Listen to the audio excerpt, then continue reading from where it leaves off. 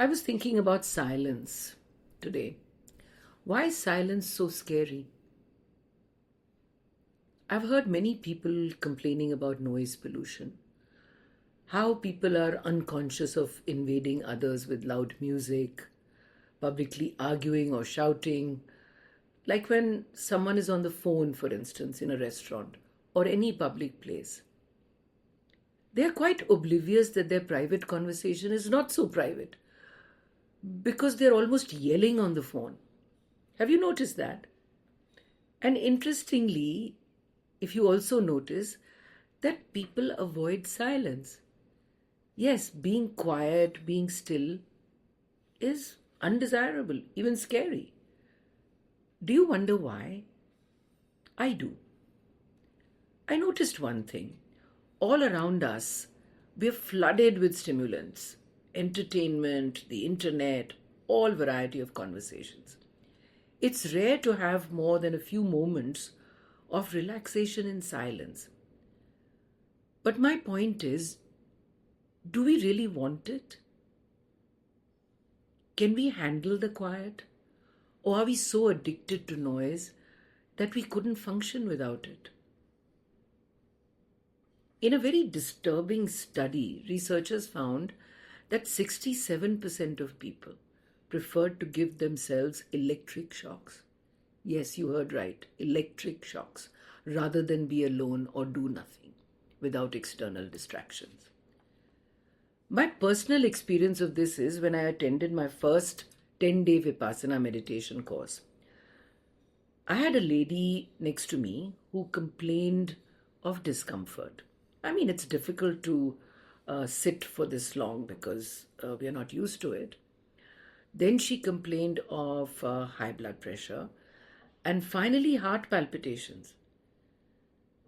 As you probably know that Vipassana it's a silence retreat where you are completely silent for the whole time. But she would constantly call the supervisor to complain of her discomfort. It turned out to be a very imaginary problem. She didn't have any issues. Her body and mind was rebelling at the silence.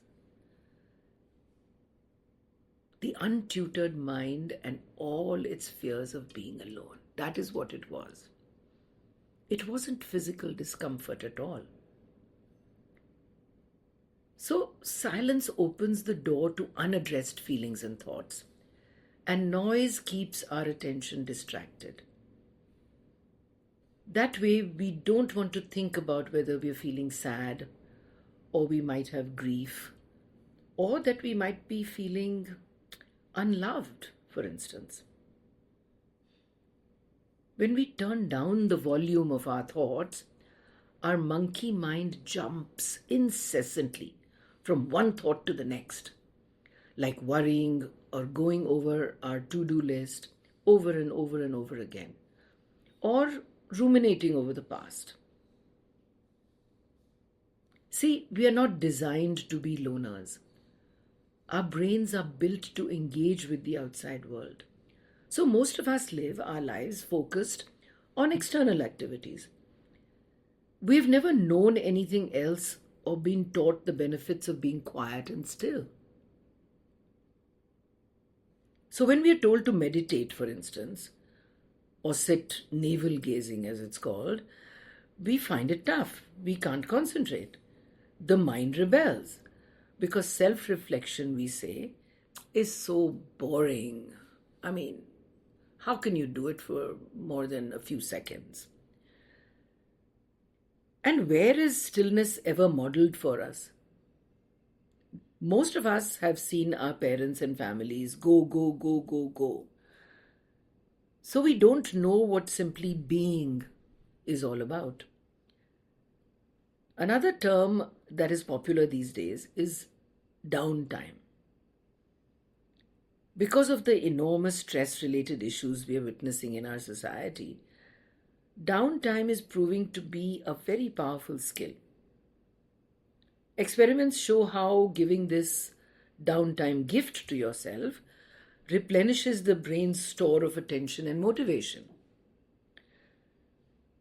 So, I suggest spend more time in green spaces. Maybe take a small holiday and simply take a nap more often. That's also downtime. The most important and effective, though, is mindfulness meditation. It's a powerful training because it builds resilience. It makes you appreciate the quiet, where your authentic voice can be heard. A voice that answers your important questions, like, what do I need? And what do I really want? You can start in this small and easy way. Take a deep breath. Continue focusing on your breath until it becomes slow and follows a rhythm. Slowly in and out, in and out. Allow your mind to shift its focus from the outside to just the breath.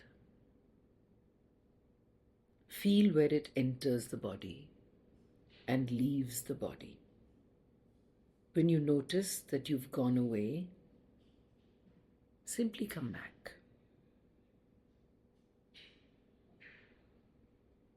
And that's really it.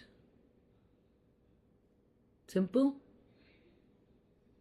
It needs practice though, for it to become routine, like everything else. Practice it until it's comfortable and until I'm with you next time.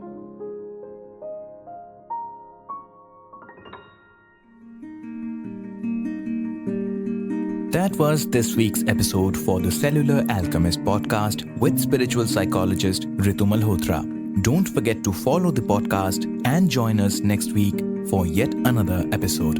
Thank you for listening.